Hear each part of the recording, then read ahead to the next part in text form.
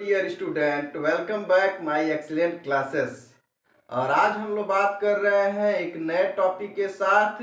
हम जानते हैं कि टेंस तीन प्रकार के होते हैं: present tense, past tense, future tense. जिसमें हमने प्रेजेंट टेंस को पूरा टोटली खत्म कर दिया है। उसके बाद वर्ब के कुछ फॉर्म को भी बताया है। यदि आप हमारे पिछले वीडियो को नहीं देखे हैं तो हमारे पिछले वीडियो को डिस्क्रिप्शन में लिंक के माध्यम से आप दे सकते हैं। प्ले लिस्ट में सभी वीडियो को अरेंज क्रम में रखा गया है। चलिए ज़्यादा लेट न करते हुए हम आज बात करते हैं पास्ट टेंस की। तो पास्ट टेंस क्या होता है? ऐसा कार्य जो भूतकाल में क्या होता है माने पीछे बीते हुए समयों में उस कार्य का होना पाया जाता है, उसे हम पास्ट टेंस कहते हैं। पास्ट टेंस भी चार प्रकार के होते हैं, जिसमें हम आज लोग फर्स्ट पास्ट इंडेफिनिट के बारे में पढ़ने वाले हैं। तो पास्ट इंडेफिनिट टेंस क्या होता है? पास्ट इंडेफिनिट जो कार्य भूतकाल में क्या होता है? अनिश्चित रूप से होता है। जो कार्य भूतकाल में अनिश्चित रूप से होता है, उस कार्य का भूतकाल में होना पाया जाता है, उसे पास्ट इंडेफिनिट टेंस कहते हैं। तो माय डियर स्टूडेंट, अगर हम उसको पहचानने की बात करें कि कैसे हम पहचान पाएंगे कि वह टेंस पास्ट टेंस का है या फ्यूचर टेंस का है या प्रेजेंट टेंस का है, और पास्ट टेंस में ही है तो किस प्रेजेंट टेंस का है, अफर्मेटिव। तो चलिए बात करते हैं सबसे पहले हम पास्ट इंडेफिनिट के आइडेंटिफिकेशन की। तो आइडेंटिफिकेशन क्या होता है कि जिस हिंदी वाक्य के क्रिया के अंत में, क्या कहा मैंने? जिस हिंदी वाक्य के क्रिया के अंत में आ ई ए, क्या कहा? आ ई ए, उसके बाद ये तीनों अगर न दिए हो तो क्या आ सकता है? या ता था, ती थी, ते थे।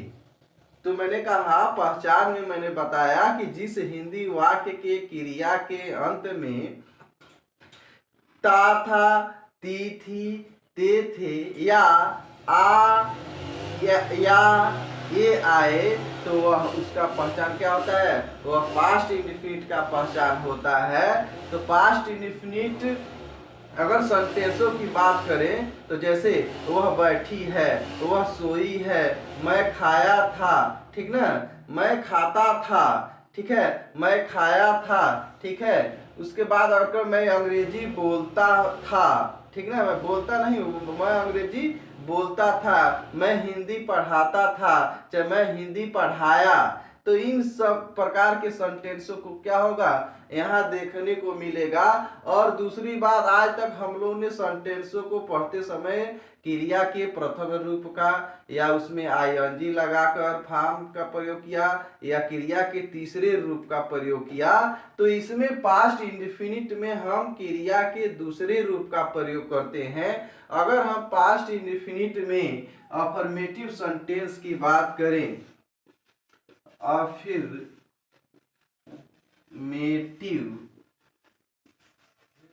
सेंटेंसेस, अगर हम स्वीकारात्मक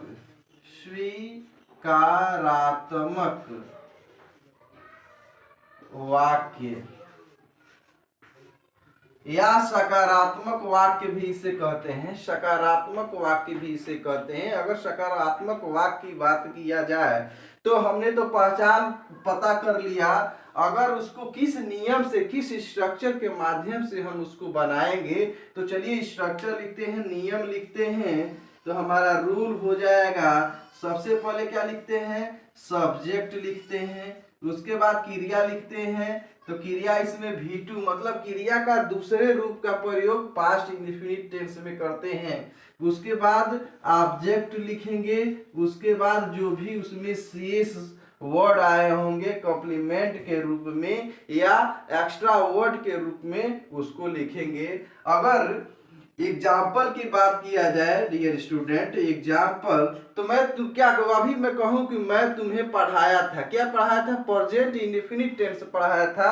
तो मैं इतना बस लिख रहा हूं कि मैं तुम्हें पढ़ाया, मैं तुम्हें पढ़ाया या मैं तुम्हें पढ़ाया था। तो मैं इसको लिख रहा हूं, मैं तुम्हें पढ़ाया था। या था क्या ना, या था, आ था, माने मैं तुम्हें पढ़ाया था। ठीक है। उसके बाद अगर बात करें, राधा गीत गाई थी। मैं अपना पत्र लिखा था।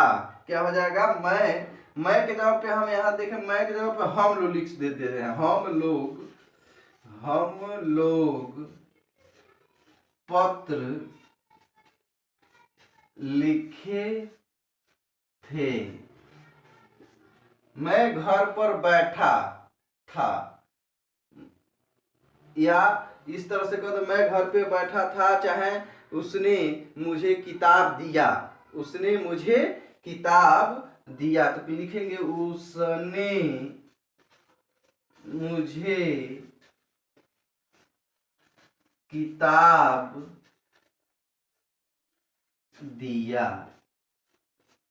तो हम देख रहे हैं यह जो भी या था, ई थी, ए थे, या आ गया है, तो ये हमारे पास्ट इंडेफिनिट के सेंटेंसेस है। तो इसको बनाने के लिए सब्जेक्ट लिखते हैं, क्रिया के दूसरे रूप को लिखते हैं, ऑब्जेक्ट लिखते हैं, कॉम्प्लीमेंट लिखते हैं, फुल स्टॉप का प्रयोग करते हैं। तो इससे पहले मैं बता दूं कि यदि आपने वर्ब फॉर्म का जो भी वर्डों का प्रयोग, उसके फर्स्ट, सेकेंड, थर्ड फॉर्म को प्रयोग बताया गया कि इसको सेकेंड फॉर्म में क्या कहेंगे, फर्स्ट फॉर्म में क्या कहेंगे। तो यदि आपने उस वीडियो को नहीं देखा है तो डिस्क्रिप्शन के माध्यम से आप उसको देख सकते हैं। चलिए हम इस सेंटेंस को बनाते हैं कि कैसे इसको हम स्ट्रक्चर का प्रयोग करेंगे। तो मैंने बताया था कि सबसे पहले क्या लिखेंगे, सब्जेक्ट, उसके बाद क्रिया के दूसरे रूप को, उसके बाद ऑब्जेक्ट को लिखेंगे, उसके बाद कॉम्प्लीमेंट को लिखेंगे। तो सब्जेक्ट कौन है, इन वाक्यों में सब्जेक्ट कौन है कैसे पता करेंगे।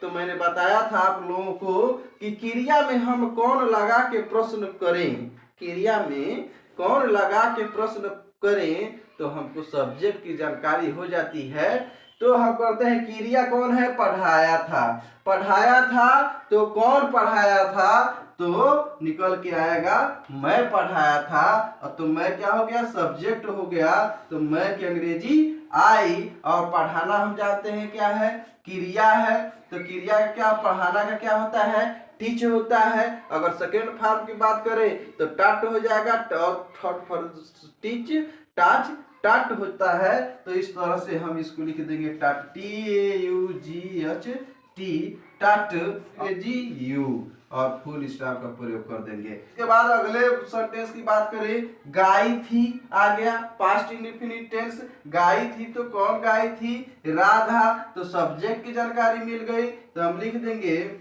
सब्जेक्ट लिख देंगे राधा। गाना का क्या होता है, सिंग होता है, सिंग, सेंग, संग।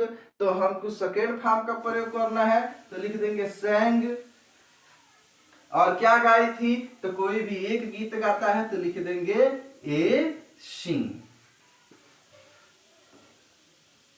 सिंग सॉन्ग होता है, क्या होता है, सॉन्ग होता है। तो हम लिख देंगे SONG, ए सॉन्ग। तो क्या, Radha sang a song, Radha ने एक गीत गाई थी। उसके बाद हम लोग पत्र लिखे थे। उसके बाद नेक्स्ट सेंटेंस, तो इसी तरह से हम लिखे थे, तो कौन लिखे थे, हम लोग। तो हम लोग का अंग्रेजी वी होता है। लिखना का क्या होता है, राइट, रोट, रिटन होता है। तो लिख देंगे रोट, WROTE। सेकेंड फॉर्म का प्रयोग हो गया, क्या लिखा था, a letter, LETTER। Next sentence, उसने मुझे किताब दिया था। तो किस तरह से इसको बनाएंगे, आप लोग इस वीडियो के कमेंट के माध्यम से आप लोग हमको बताएंगे कि इस सेंटेंस को कितने लोग बना पा रहे हो, और कमेंट में इसको क्या करेंगे, बना के भी सेंड करेंगे। मिलते हैं नेक्स्ट वीडियो को। यदि आपको हमारी वीडियो पसंद आती है तो उस वीडियो को लाइक कीजिए, और चैनल पे नए हैं तो चैनल को सब्सक्राइब कीजिए, कमेंट कीजिए। धन्यवाद।